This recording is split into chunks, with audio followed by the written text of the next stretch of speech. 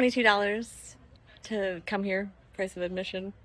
Same price as anyone who doesn't even go here, like doesn't even live in New York. A spectacular botanical garden in New York. Bronx is also magnificent. Queens is rather small, not really worth it. I've been to a few botanical gardens all over the world, and I'm happy to have this one be so close at hand. Definitely beautiful when it's cherry blossom season, but I always love flowering trees, especially the way magnolias smell.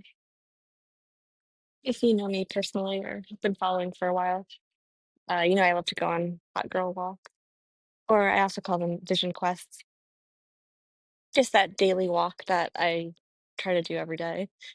I like to set an intention that whatever symbols I see are kind of part of a vision quest and put them together into ChatGPT and see what it says.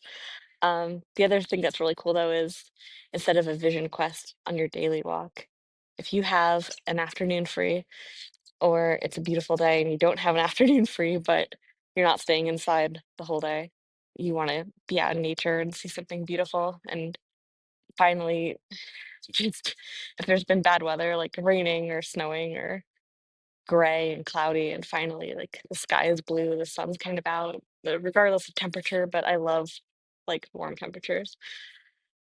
I try to have a inspiration day where it's just rest, relaxation, like seeing beautiful things, taking note of beautiful things, being grateful for beautiful things, giving worship and gratefulness for the beautiful things in this world and in nature specifically, which is hard to find in an urban area if that's where you live. It's hard to find anywhere something curated and perfect like a garden, a like botanical garden. But if you're able to just go into a patch of grass somewhere or somewhere pretty, uh, in like not inside, outside, I highly recommend it. I love to also try to get near flowing water. There's a lot of little streams here. If there's a lake nearby you or the ocean or something with water, because water is,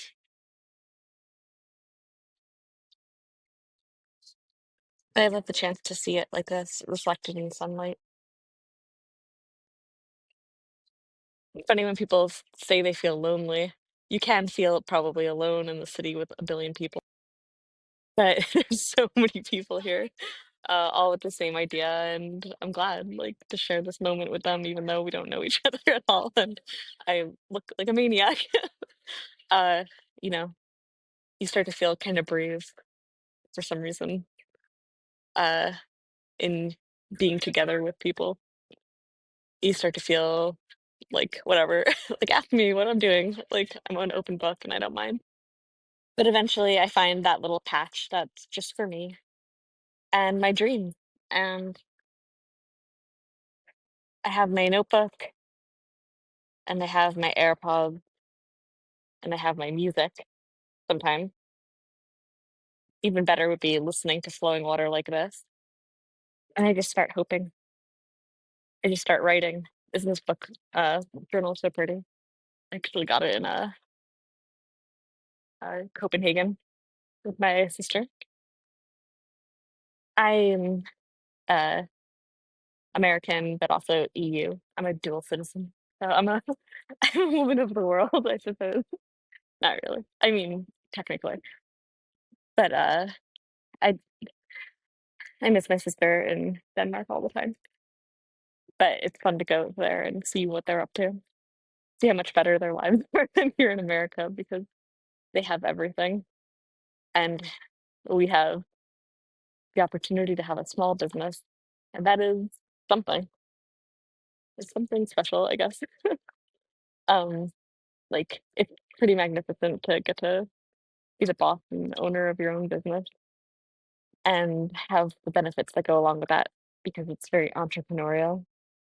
I was gonna say if you're strong of spirit, you don't have to be that strong. You just have to try and be a little brave, show a little more courage and go for it. But it really helps to like have a vision quest like this. next to the water. Not a vision quest, an inspiration day. And I do try not to get too caught up in symbols on these kinds of thought expeditions. I try to just rest with my thoughts, stream of consciousness writing, which means just brain dump. I hate the word dump, so I try not to use that word uh, in my daily ritual download. I call it muse moments, and I let myself be a muse and muse over what's happening, what happened yesterday, what I'm worried about, which is something all the time, a constant flow of a river of anxiety. No, it's something that once written down is easily forgotten and easily thrown away and purified away, just like the water keeps going. And I'm a leaf in the stream, and I go with the flow, and I don't resist.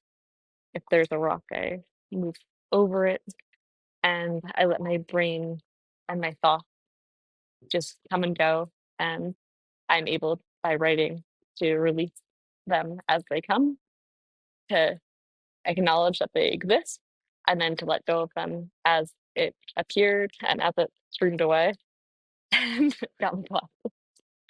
Um, if you try this in a peaceful space like this, it's very healing and very moving. And you might also notice a lot of people around you and a lot of people yelling and with their families, but try to, I mean, it's okay that they're with their, but I mean, big groups over here. Try to embrace that as part of this day.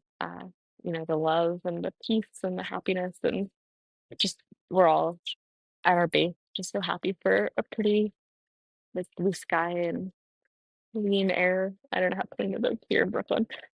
It's probably so. Um, it feels clean though. It feels like vibrantly clean and alive and electric.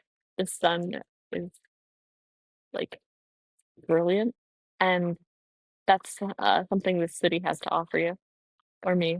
It has incredible energy. I've felt energy in a lot of places. I've even been to Machu Picchu. I travel a lot, and sometimes there's profound energy in places, and New York has an obscene amount. Like, uh, it must have one of those energetic fields, rune stone or something. If you go through the earth and find like lines that have markers, uh, like in the earth's core or something.